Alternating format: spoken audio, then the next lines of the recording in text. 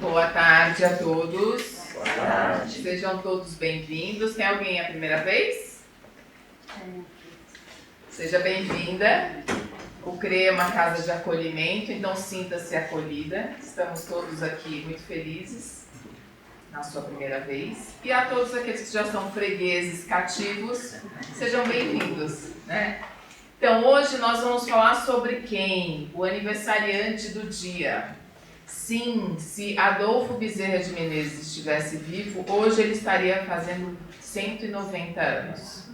Olha que incrível. Esse grande baluarte do espiritismo no Brasil. Bezerra de Menezes, ele nasceu no Ceará, só para contextualizar. A Vivi, você também Eu também, ele é meu conterrâneo, e não só isso, a mãe dele era minha tia trisavó, se é que existe isso, eu sou da família Albuquerque. Então, o que aconteceu? Ele nasceu no Ceará, ele se tornou, mudou para o Rio de Janeiro, onde foi estudar medicina, mas ele entrou na política, ele foi vereador, depois ele veio a ser deputado, inclusive ele era abolicionista, ele defendeu a legislação e a organização das mulheres que trabalhavam em casa, do trabalho doméstico, olha que moderno. E ele também já falava do clima, da poluição do Rio de Janeiro, em 1860. Imagina hoje, né? Como que estamos. Ou seja, ele era um visionário. Quando ele sai da política, ele abraça o espiritismo, né? Ele vira esse grande divulgador. Ele era conhecido como o médico dos pobres. Ele sempre atendeu de graça a quem lhe solicitava, quem batia o seu consultório. Então, para a gente entender um pouquinho quem foi esse homem, porque ele vai dando várias lições para a gente ao longo da sua jornada. Primeiro que ele nasce no dia 29 de agosto de 1831, na fazenda Santa Bárbara, no município de Riacho do Sangue, hoje Jaguaratema. É assim, ó, você chega em Fortaleza, aí você traça uma linha reta para o meio do sertão, a gente chama lá Oco do Mundo, foi onde ele nasceu. Então aí já fica uma lição para a gente, porque não importa aonde você nasça e em que condições você nasce, você se torna aquilo que você traça como meta para o seu caminho. E foi isso que Bezerra fez. Mas não apenas ele traçou a meta porque ele sempre quis abraçar a medicina, mas ele cresceu numa fazenda cercado por muito amor.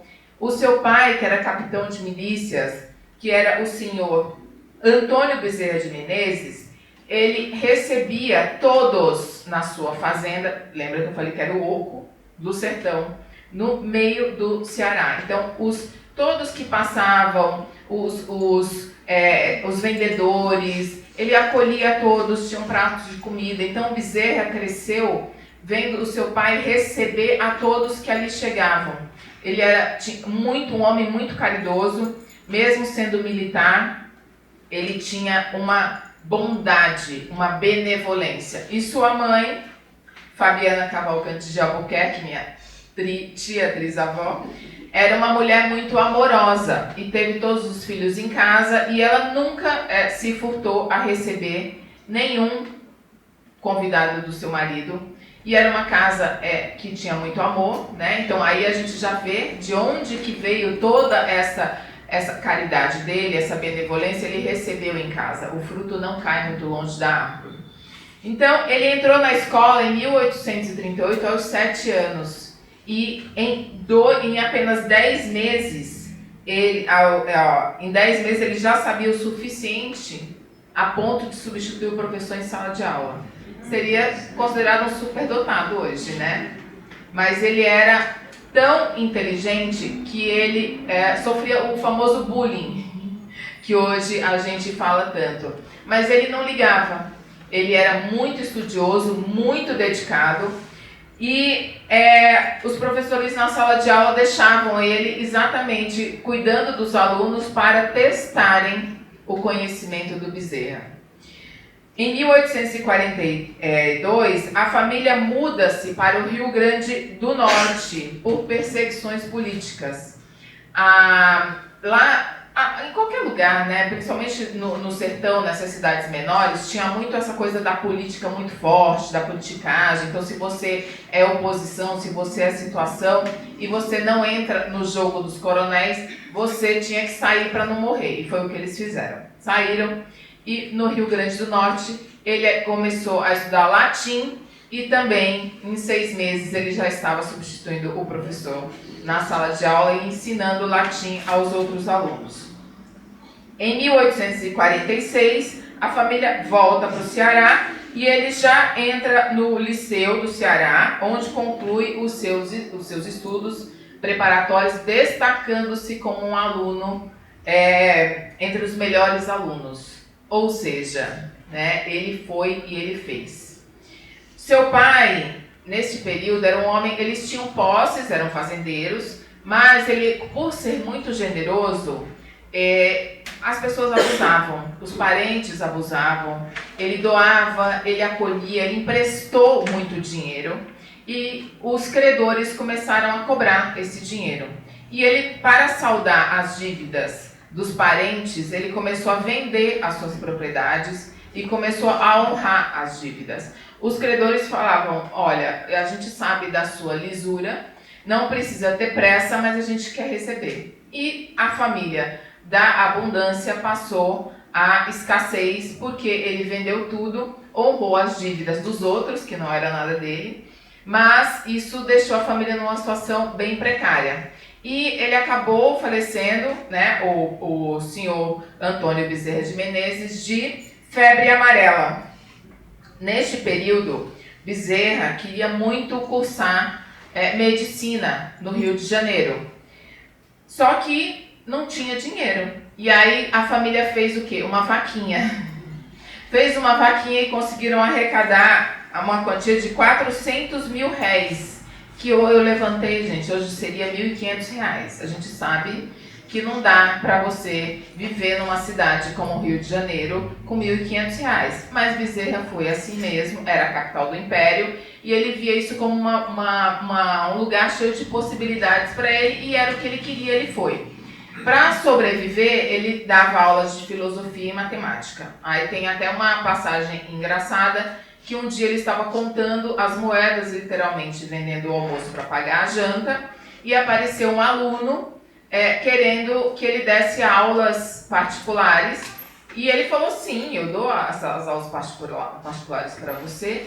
Ele falou assim, não, então eu já vou te pagar antecipado. Ele falou, não precisa me pagar. Ele falou, olha, esse dinheiro meu pai me deu, e se eu não pagar antecipado essas aulas, pode ser que eu gaste na farra. Aí Bezerra humildemente recebeu e agradeceu, porque ele estava à míngua. Bom, o aluno nunca mais apareceu. Então, foi o divino, vai saber. Em novembro de 1852, ele fica interno na Faculdade de Medicina. E aí tem um outro caso interessante, que ele, por ser muito dedicado às provas que ele fazia, os testes, os professores duvidavam que havia sido ele que tinha feito. E os amigos da sala de aula tiravam sarro dele, porque não era possível que ele tivesse conseguido responder aquelas perguntas com tanta riqueza de detalhes. Então ele era constantemente sabatinado pelos professores.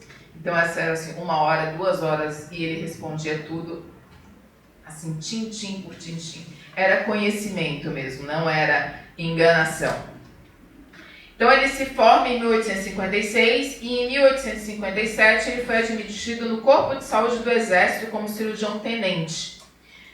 No mesmo ano, candidatou-se ao quadro de membros titulares da Academia Imperial de Medicina e escreveu na Revista de Físico-Química. E Bezerra era muito Bezerra, olha gente, a mão está suando, é nervoso. Bezerra era muito dedicado.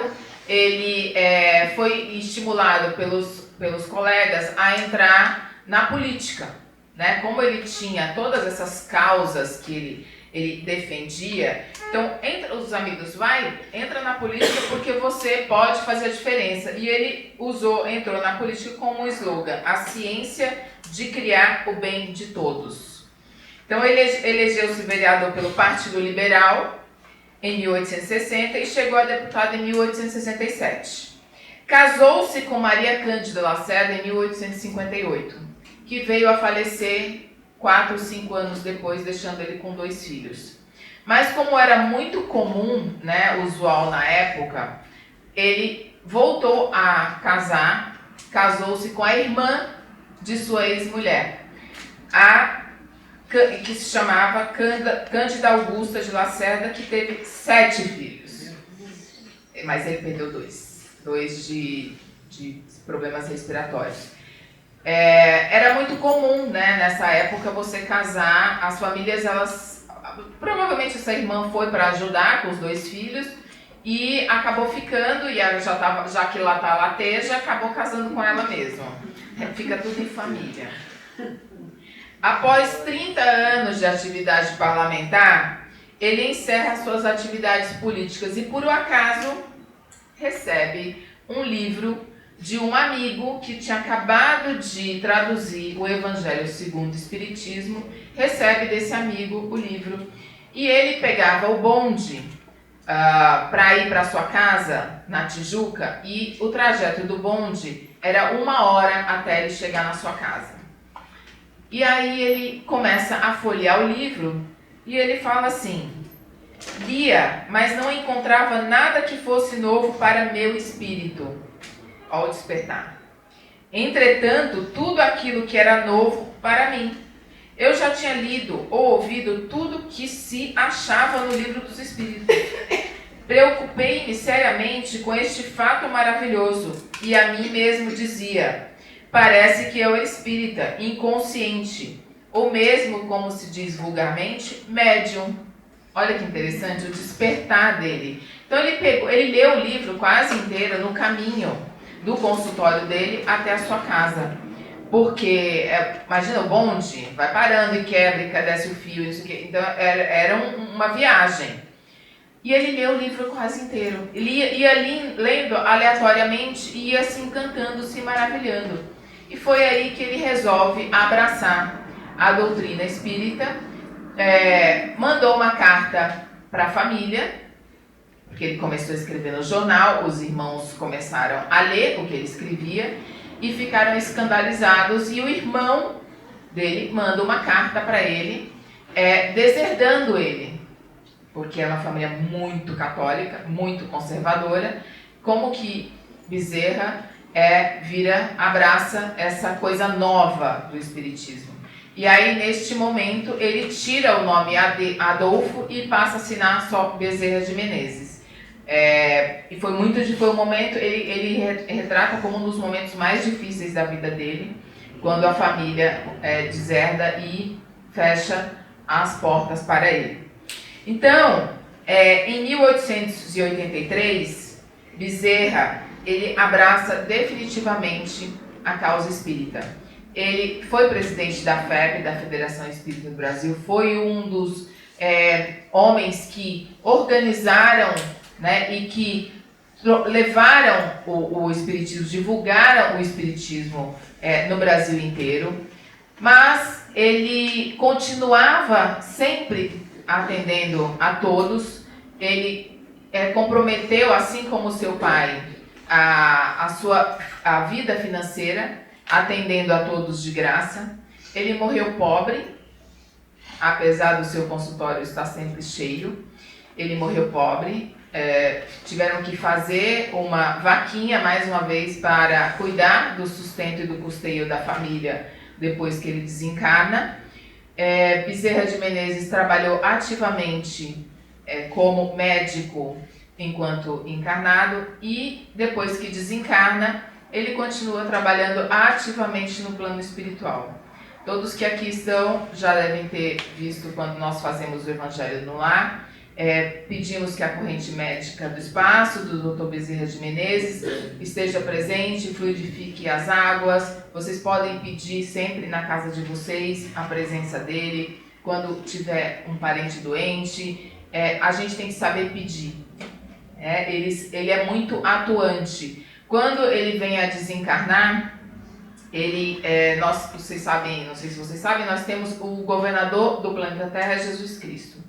O governador espiritual do Brasil é Ismael. Quando Bezerra desencarna, Maria de Nazaré manda Ismael falar com Bezerra que ele já teria cumprido a missão espiritual dele na Terra e que ele poderia exercer um cargo na governança do planeta. E ele se nega. Ele fala que não. Ele gostaria de continuar trabalhando aqui na esfera, ajudando a todos os pobres, todos os doentes, a todos os irmãos que estivessem em dificuldade. Então, é muito bonita essa história dele, e nas suas últimas semanas de vida, centenas de pessoas a quem ele ajudou, velaram na sua cama, ao seu pé da sua cama. Ele faleceu de um problema cerebral, ou obstrução cerebral.